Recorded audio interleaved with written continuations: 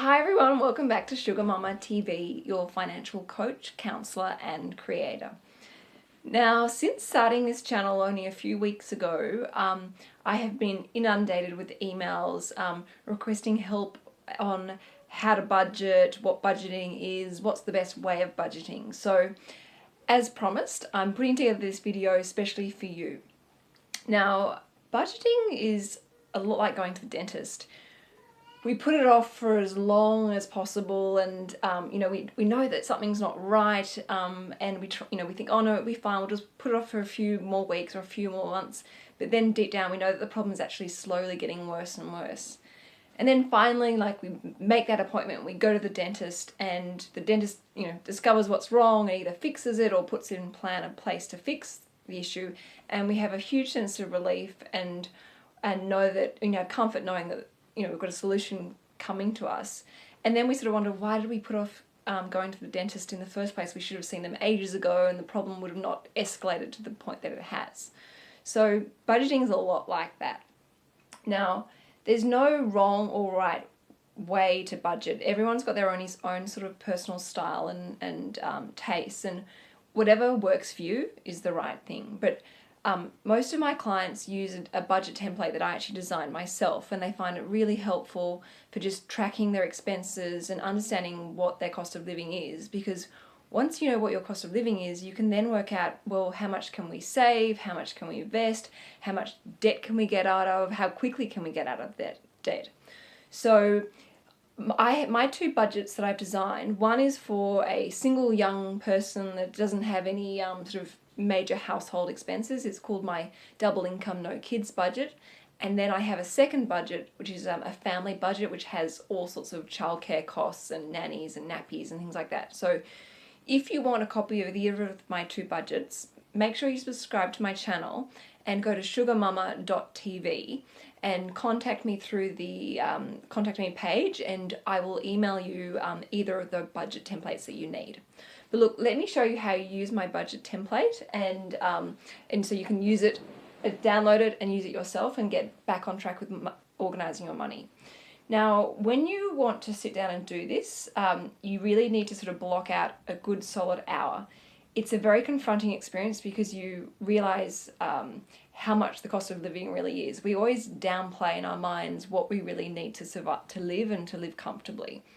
So to some of my clients, I even recommend that they do it with one glass of wine in their hand so that it's not too disturbing. Okay, so this is the double income no kids budget. It's really easy to use. So what you simply do is put in your salary, and it's your net salary. So for example, say you make you clear $1,000 per week after tax. You just put in $1,000 like this, and then select weekly. Oops, I put 10,000 in. That would be nice. And then it will give you your net pay. Now, I'm assuming that you don't earn any passive income or if you receive any other income sources, so we'll just leave all the income sources blank. I'm going to assume, for example, you pay rent of say $250 per, and we select week. So that then tallies it up here for you. Scroll down the list. Home expenses.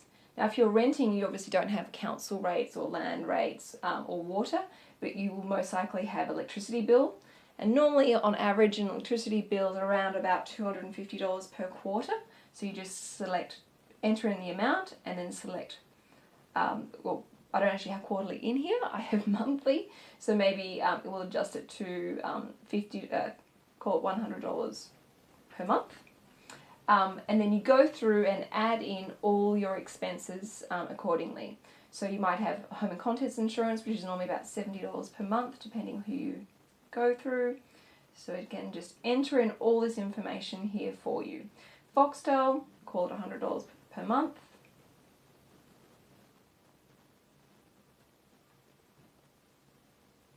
Petrol, depends obviously how much you drive, but say, I think I spend about $50 per week on petrol. Parking fines, got one the other day, $250, but it's very rare for me to get a parking fine, so we'll just put that as yearly.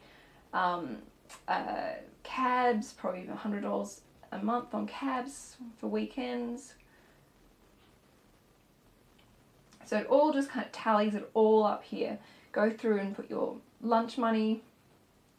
You might spend, say, $10 a day on lunches.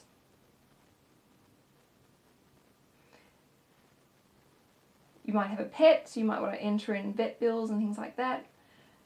Any education expenses, magazines, private health cover. That for, let's say, call it $150 or $160 a month.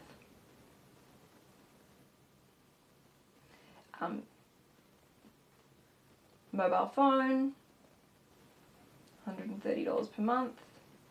Cosmetics, maybe $200 per month.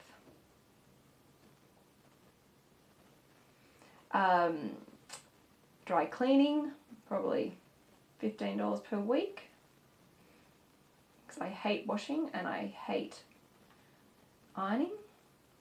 Going out, alcohol, say $100 per week. Socializing, I love catching up with friends for dinner, so I'd probably say another $100 per week. Holidays, again, very personal, depends on whether you're going overseas or staying in Australia.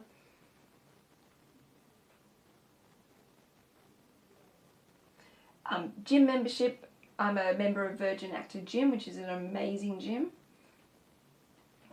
It's $120 a month. So now that I've entered in all my living expenses, I can actually now see how much money is left over, if there isn't any money left over at all. And fortunately in this example, I have potentially the ability to save, according to this, $3,300 a year, which is great. But if I want to start investing and I want to start taking my financial situation more seriously and building realistic financial independence for myself, I might think that $3,300 a year is not enough to save, or I think I can potentially save more. So what I'll do is, now that I've entered in all my living expenses, I can actually go back and look at a few things and go, well, you know, is there anything here I can potentially cull? For example, I might decide that I'm going to maybe cut Foxtel, or I'm going to go onto a cheaper Foxtel package, and I'll go down to a $50 a month package, which then frees up my savings, and now I'm closer to almost $4,000 a year in savings.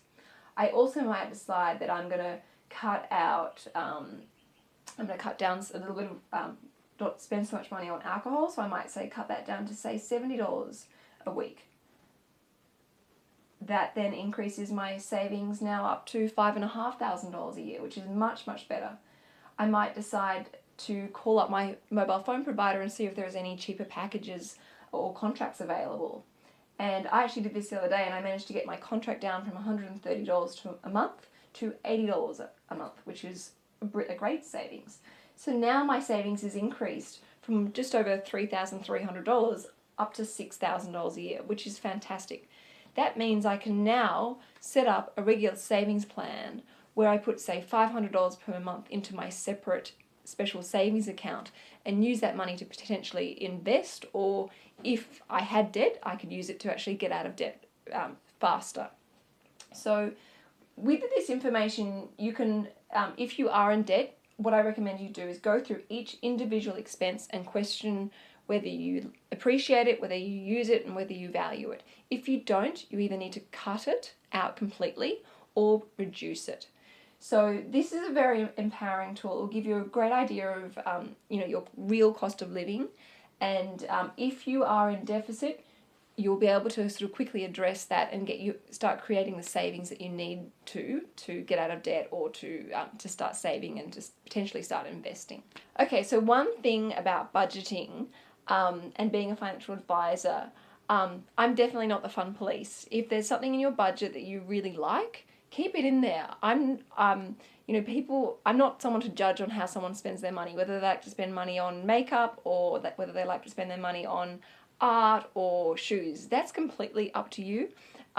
It's as long as you value, love, appreciate, and respect that. That's the most important thing. So there's no judgment for anyone's budget expenses. I see all sorts of different budgets, and as long as they're working for you, that's the most important thing. So that's my budget for you. As I said, you can go to my website and contact me, and I'll email it to you directly. I'm also available for one-on-one Skype consultations, which I'll do a video about shortly. And you are welcome to share the budget templates with whoever you want that will think will benefit from this. So that's it for today. Thank you for watching, and I'll see you on my next video soon. Bye.